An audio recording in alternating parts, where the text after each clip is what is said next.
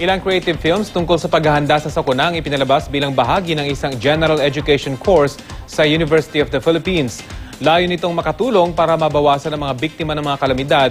Umaasa sila sa pamamagitan nito magiging I am ready ang marami sa oras ng sakuna. May ulat on the spot si Jay Sabale. Jay? Rafi, hello, Rafi? Yes, go ahead, Jay.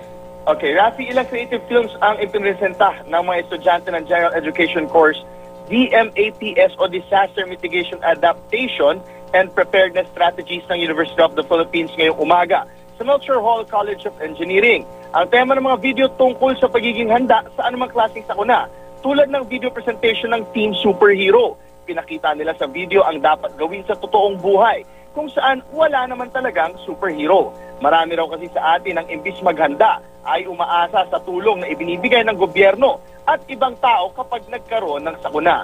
Sabi nga nila, dapat tayo mismo sa sarili natin ay kayang magligtas at iligtas ang sarili. Ginamit nila ang acronym na LIFE, na ang ibig sabihin ay Location Information, Inventory Supplies, Follow Warnings and Instructions at Evacuation Plan. Ang naturang General Education Course ayon kay Professor Benito Pacheco ay hindi technical kundi creative way of learning disaster mitigation techniques na madaling matutunan kahit na sino man. Sabi nga ni Professor Mark Zargo, napakaraming paraan para makakuha ng information na makakapaghanda sa atin sakaling may parating na sakuna. Tulad na lamang daw ng website ng PHIVOX na makikita ang mga fault line, NOAA na makikita ang weather at syempre ang imready.ph ng GMA.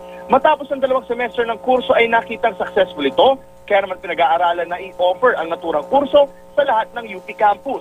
Kung nais mapanood ang iba't ibang films na ginawa ng mga estudyante, maaaring mahanap ang mga ito sa I Am Ready Facebook page. Rafi? Maraming salamat, Jay Sabale.